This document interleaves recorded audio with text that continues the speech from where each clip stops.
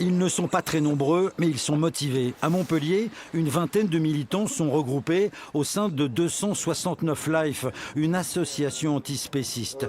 Leur combat, mettre fin à l'exploitation des animaux sous toutes ses formes. Je ne peux pas rester là et ne rien faire pour eux. En fait, je me sens par empathie, en fait, tout simplement. Dans le viseur de ces militants, les bouchers, mais aussi, plus surprenant, les cordonniers ou même les crémiers. Ce commerce a été visé il y a quelques semaines. Façade repeinte en rouge et manifestation. La propriétaire a du mal à comprendre.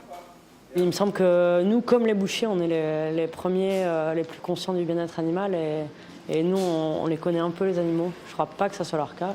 Il y a quelques jours, nouvelle action, cette fois devant un boucher bio. Les militants sont dans la provocation, ils le revendiquent. Ils veulent interpeller avec ces affiches. Et que la viande vendue ici soit bio ne change rien à leur détermination. Quel que soit le mode d'exploitation et d'élevage, les animaux passent par une case qui s'appelle l'abattoir. Donc ils sont tués. Il n'y a pas de bien-être animal lorsque on envoie les animaux à l'abattoir. Je pense que ces gens-là n'ont pas été dans un abattoir, alors que moi je le vis hebdomadairement puisque je suis gérant de l'abattoir du Vigan, qui est la coopérative bouchère paysanne. Et je peux affirmer qu'il y a des manières correctes d'abattre les animaux. Les antispécistes savent que leur combat sera long avant de convaincre les consommateurs de renoncer à la viande. On est là pour manger depuis toujours. On mange un peu de viande, un peu de poisson, un peu de légumes, un peu de fruits. On mange de tout en quantité raisonnable.